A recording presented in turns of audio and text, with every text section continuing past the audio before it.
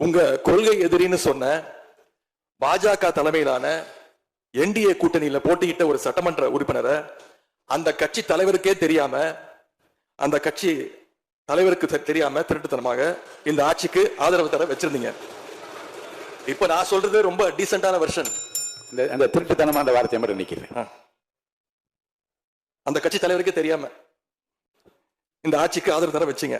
இப்ப நான் சொல்றதுலாம் ரொம்ப டீசென்டான வெர்ஷன். அந்த கட்சி தலைவர் திரு டிடிவி தினகரன் சொன்னது என்ன தெரியும்? சொன்னாரு, ஆட்சிக்கு வர்றதுக்கு முன்னாடியே குதிரை பேரத்துல ஈடுபடுறாங்கன்னு சொன்னார். நேற்று சொல்லியிருக்கிறாரு, மாற்றம் மாற்றம்னு சொன்னீங்க, இது மாற்றம் இல்ல துர்நாற்றம் அப்படின்னு சொல்லியிருக்கிறார்.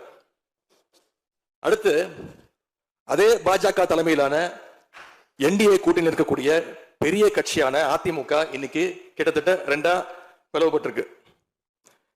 பிளவுபட்ட ஒரு குரூப் உங்களுக்கு ஆதரவு தெரிவிச்சிருக்கிறாங்க. அடுத்து நடந்த இன்சிடென்ட் தான் மிகப்பெரிய ஒரு ட்விஸ்ட்.